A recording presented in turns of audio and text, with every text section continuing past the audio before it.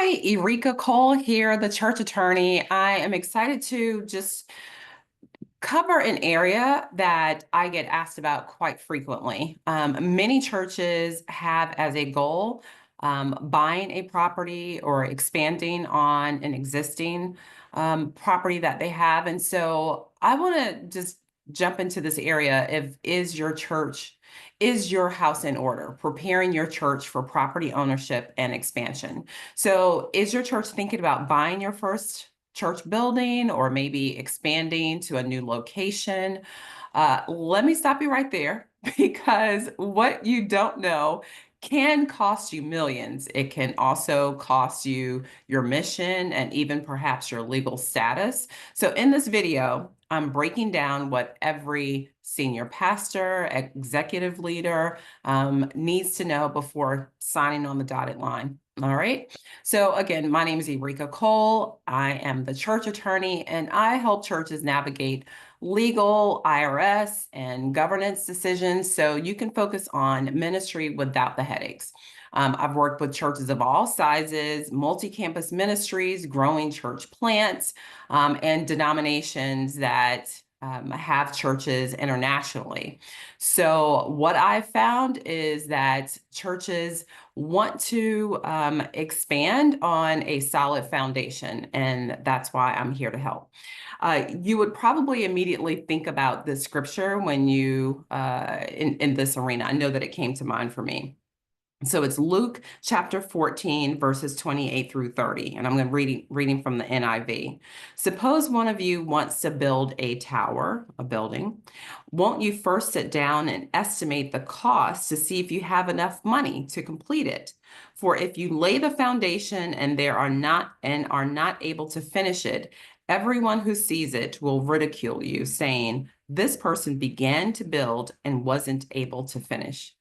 I think this is such a critical anchor verse for this whole area on property ownership or expansion because it emphasizes wisdom, planning, and stewardship while also calling church leaders to a sober assessment as you move forward. I love the big vision that church leaders have around growing property, expanding church plants, multi-site, all of that. And so I've had the opportunity to support many denominations and churches in that work. And it is a big move. So we want to make sure that we talk about this whole area. So if you're serious about sustainable growth, hit that subscribe button. I appreciate everyone who's here, and let's get into it. So count the cost. So in this, we're talking about mission, money, and maintenance, the 3 M's. So the first thing you want to ask is, property is not just a line item in a budget, right? It's a spiritual, financial, and operational decision. So don't fall in love with a building before you've counted the full cost. We would do the same thing in our personal lives, right? So I happen to be in a hotel room right now. I'm sure you can see it's a different setup. Hopefully the lighting is reasonably sufficient. It's kind of gloomy here today, but you can see buildings. It's a big building. Someone has to make a plan and count a cost, right? Whenever you're building something of significance. So I want you to ask, does this property align with our mission and vision? What will it cost to maintain, not just buy? Ask yourself, will we need zoning changes or code upgrades? This is really a critical area. And let me just say this pro tip. I've seen churches get properties for maybe a good price, but then spend double the purchase price, bringing them up to code, or worse. I will never forget this scenario where a church, without legal counsel, they selected this property and their people were really excited, and they started utilizing the property. This was a rent to purchase situation, which can often be good for churches.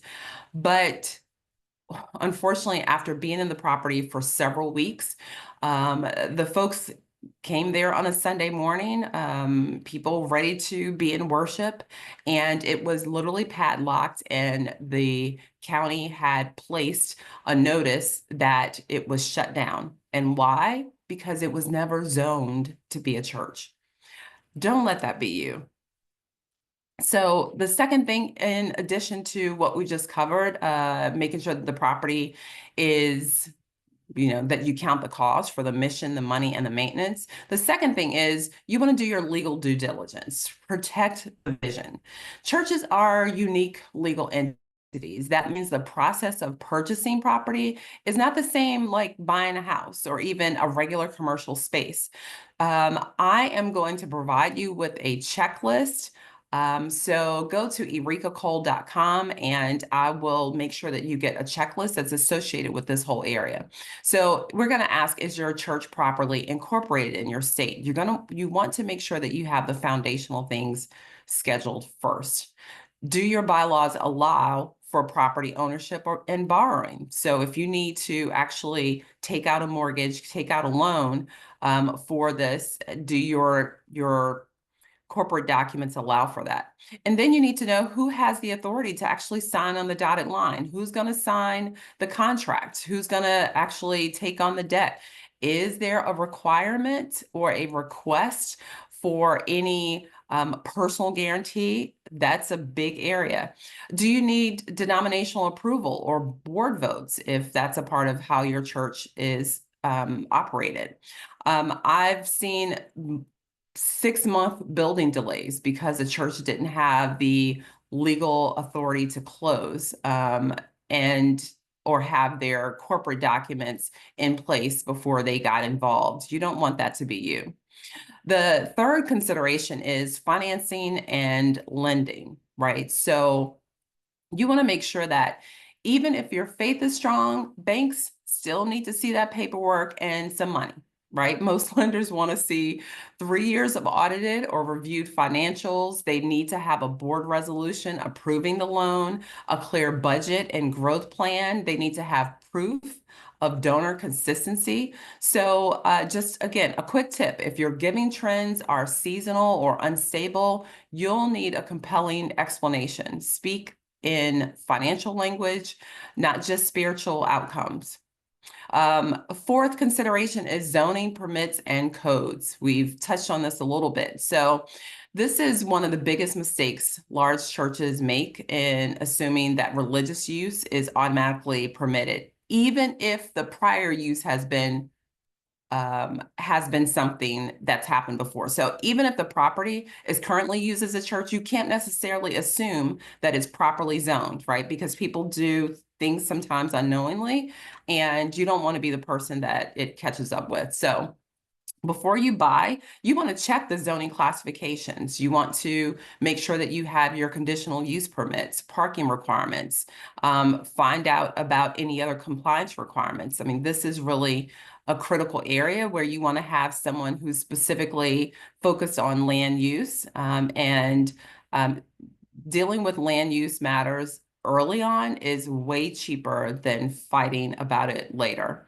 And then I want to make sure that you cover this whole area of governance and accountability. We've talked about that, but I want to make sure that you have the board and all of those matters together. So the board that buys together stays together, right? That's a way to think about this. So this is the season where good governance matters most. That's a big reason why I love and have heard from you how helpful the church attorney legal audit system is. It is the system that allows churches to know that they can move forward without interruption to really accomplish their big vision. So before your church owns property, your board needs to be legally equipped. You need to make sure that they are financially literate and, of course, spiritually aligned. Don't let one dominant personality drive the process. This needs to be a decision that's made in unity with documentation and clear accountability. So here's the bottom line. Property can definitely be a blessing, but only if your foundation is solid legally, financially, and spiritually. Don't let your building become a burden. Plan wisely and lead really according to that vision and your capability. If this helped you think differently about your next building or expansion, share it with your leadership team and drop your questions in the comments. I would love to see you in the next video, and blessings on your building project if that is the next stage for your church's growth. Blessings. Bye.